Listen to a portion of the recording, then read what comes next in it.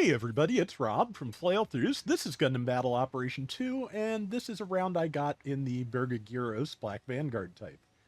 It is, as I mentioned on the test drive yesterday, pretty good. It has a pretty good suite of abilities, some interesting limitations on those abilities based on whether or not you've used your shelf nozzles on the backpack or whether the shot lancer is reloading. But yeah, it's good.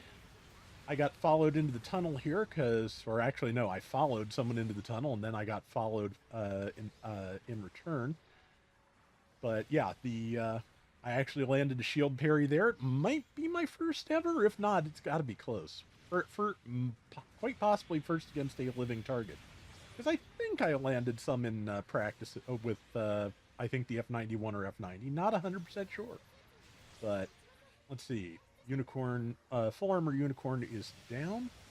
I tagged Sazabi, but I don't think I did anything to it, and it, was fighting while retreating and killed me with the beam naval. And yeah, oh, good for them, but it took two of them to kill me, just for the record. Let's see, 2805 to 725, and keeping those two people busy does seem to have done my team some good, so nothing wrong with that. Number one is about to drop, but that's still not, it's an okay lead to have it in a 700 room. I'm going to run back there and see what good I can actually do. It doesn't, it does, yeah, somebody said it might actually be more fuel efficient in Flap Booster, but I don't think it is. I think it's really close, though, just because of all the thruster efficiency skills it has when none of its, none of its abilities have been exhausted. Okay, so we're back to the 2-for-1 thing here. And tagged one of those. I'm hoping I did not fire that shot lancer through my ally, but I'm just going to get close since the solution to that is not be behind them.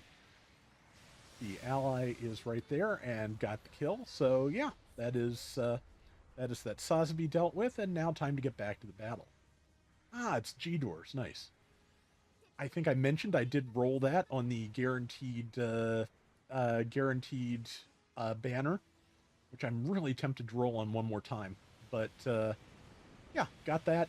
Very happy with it. It is a really fun suit, and I'm hoping to get a decent round with it at some point.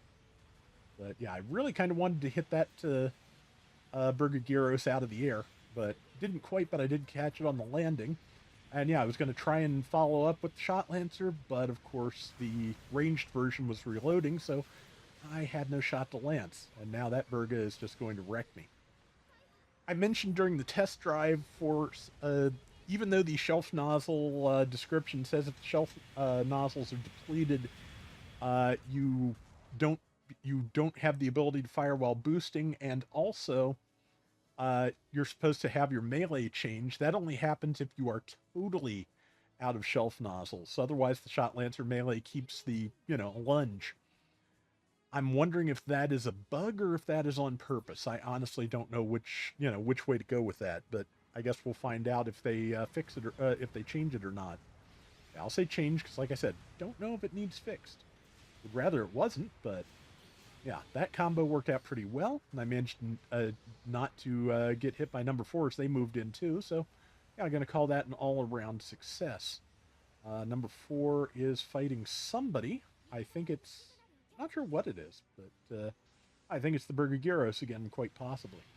Yep, because there's a bunch of shelf nozzles to the face. I dodged through the second volley. Did not manage to hit it, but that's what machine guns are for. Because, yeah, I can, build stun will ultimately knock it out of the air, probably faster than instant stuns will.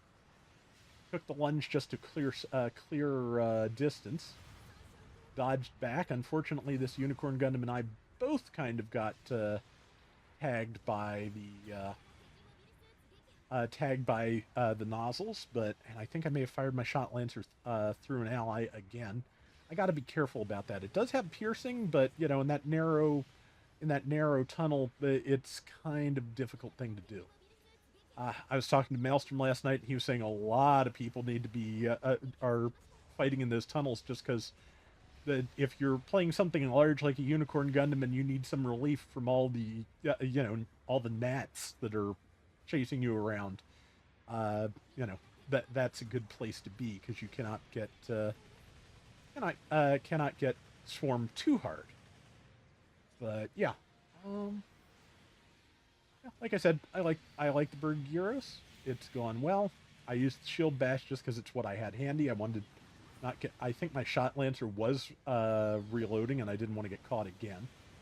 You know, I try not to make the same mistake twice. Do not always succeed, but I make the attempt. Somebody else got the kill while I was making that attempt, so yeah.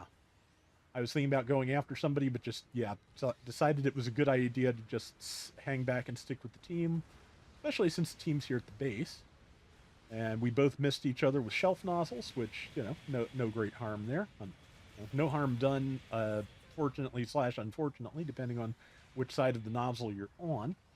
But see, yeah, I am trying my best to do as requested and take the melees because I should be able to do pretty good damage to that. Oh, that's the other thing Maelstrom was saying. He is really not enjoying fighting Berga Giros because all of its damage, that is not melee, is ballistic. It has the shot lancer is ballistic, the shelf nozzles are ballistic, the machine gun obviously ballistic. So, yeah, that is a not that for a long time has not been the case at max cost. So yeah, actually having a good set of ballistic weapons at 700 is pretty solid.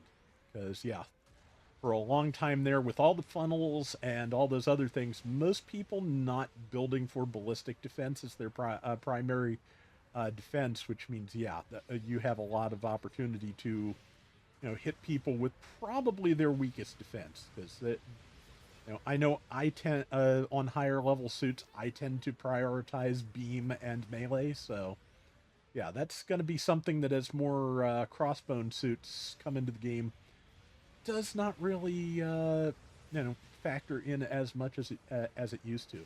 They have a good mix, or in fact, just like the Berga Giros, all ballistic.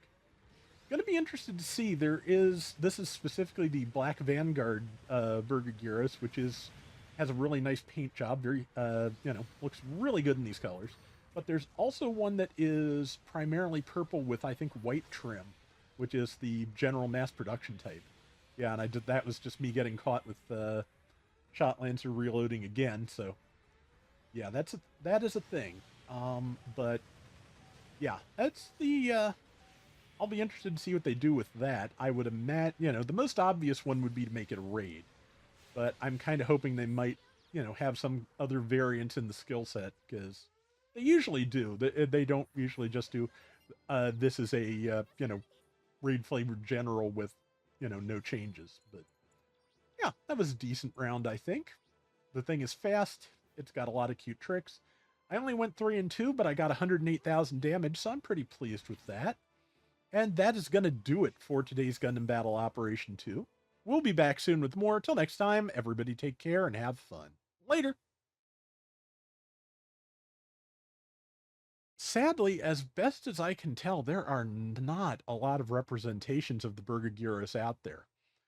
I couldn't find anything on most of the modeling stores I go to, and on eBay, the only things that I could see were the original 1991 or 2 1/100 scale kit, which, that is from the age of polycaps and foil stickers. So it's, that like early modern is the best way to put that. So not the worst thing, but I'd love something a little bit more current. And a Gundam Converge candy toy, I believe it is, which, not bad, but I'd kind of like something, to go with the F91. But yeah, not a lot of choices there, so I'll just have to wait and see what happens. Because, like I said, I wouldn't mind getting a model of this. It looks pretty good.